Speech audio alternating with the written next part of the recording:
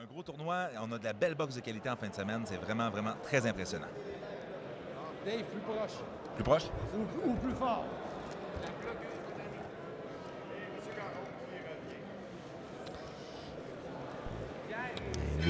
Les boxeurs étaient prêts, les juges n'étaient pas. Et c'est parti!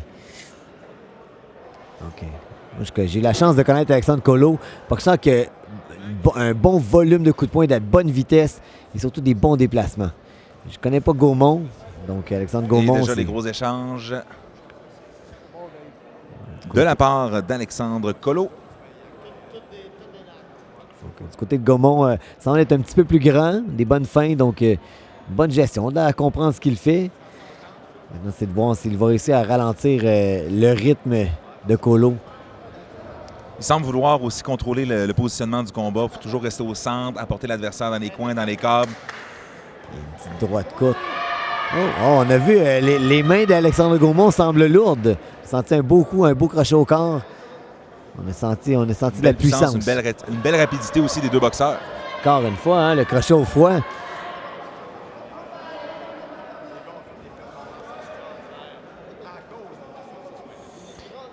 Du côté d'Alexandre Colo, ben c'est un peu un retour à la compétition de haut niveau.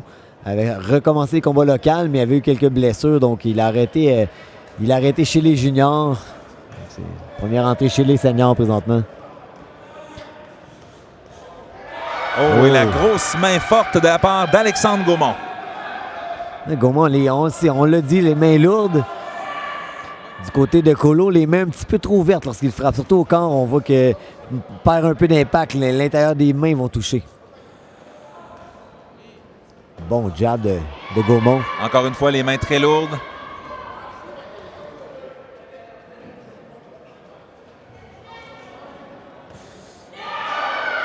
Oh! Oh!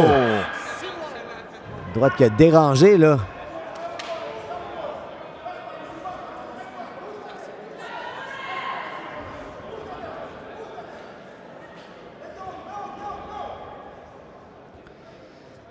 Alexandre Colo qui semble avoir ralenti quelque peu avec les derniers coups. Oui, c'est ça, des petites hésitations, plus de mouvement en tête. Ça, ce que j'aime, c'est que la tête continue à bouger. Il doit s'assurer de changer de place après ses attaques. Il revient en force, beau positionnement. Le problème, c'est qu'il est tout le temps devant lui. Il doit changer d'angle un peu. Si les coups au corps, les mains ouvertes, donc on doit s'assurer aussi de passer le coude. Gros volume ici du côté d'Alexandre Colo. Mais Alexandre Gaumont revient. Les deux derniers coups de poing qui ont touché, c'est ceux-là qu'on se rappelle. Donc les coups de poing puissants, encore une fois, Gaumont qui touche de loin. Et on croit que ça pourrait facilement influencer les juges. C'est le crochet de la main avant qui a complètement déstabilisé Alexandre Colo.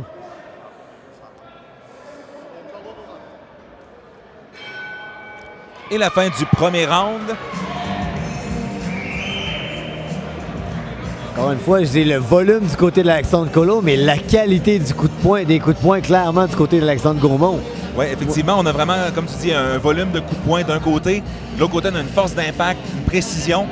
J'ai hâte de voir comment ça va jouer du côté sur les cartes des juges. Ouais, j'aurais l'impression de dire avantage coin rouge, mais écoute, c'est... Pour la précision des coups. Oui, exactement. Avoir à trancher, j'irais aussi pour la précision.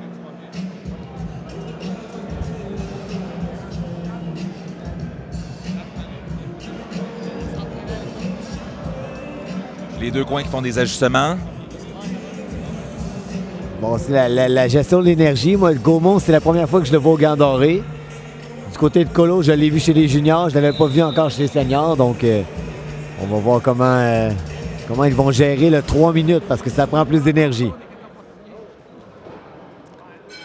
C'est parti, deuxième ronde.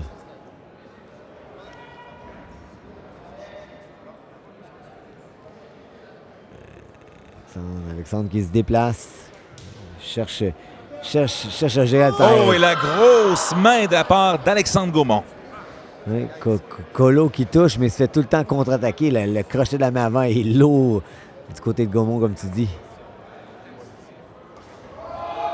Belle esquive. Encore une fois. Ouf!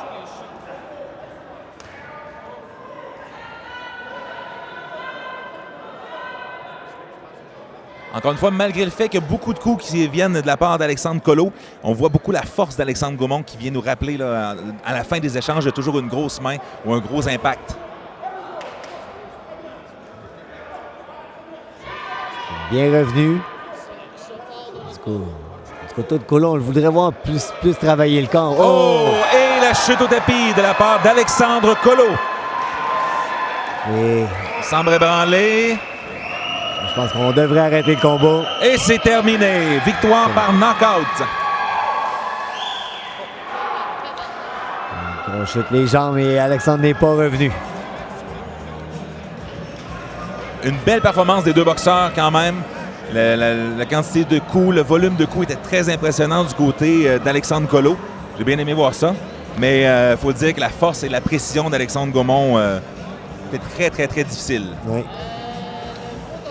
Des ajustements à faire au gymnase du côté d'Alexandre Collot, justement. Souvent, perdait un peu l'équilibre dans ses coups de poing, se trouvait hors ballon. Les pieds mal placés, on a moins de résistance. Oui, effectivement.